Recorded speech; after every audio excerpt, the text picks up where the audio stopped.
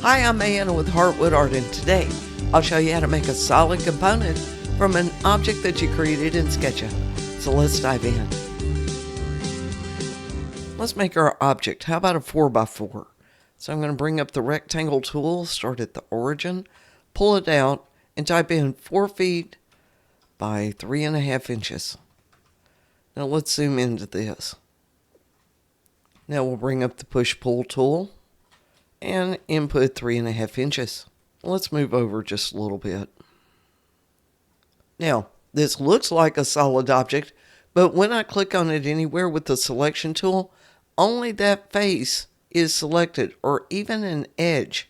And if I click a face and bring up the move tool and try to move it, whoops, only that face is moving, not the whole thing. So to be able to move this whole object, we first need to turn it into a component. To do that, hit S to bring up your selection tool if you don't already have it, and then triple click to select all the faces and edges. To bring up the component dialog box, you can either right click and then click Make Component, or hit G on your keyboard. Now be sure to type in a descriptive name for your component and you'll see why later.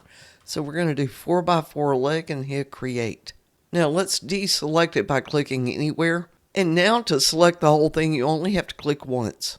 If you want to move it, bring up your move tool and the whole thing will move. You can see all of your components that you made for your project too. In the right sidebar, click Components, and there it is. Now if you need another instance of this component, you can click on it and then drag to bring it out and click to drop it. Components can also be used to help create your bill of materials list later too. Okay, that's it. Be sure to like and subscribe to this channel for more SketchUp tips and tutorials.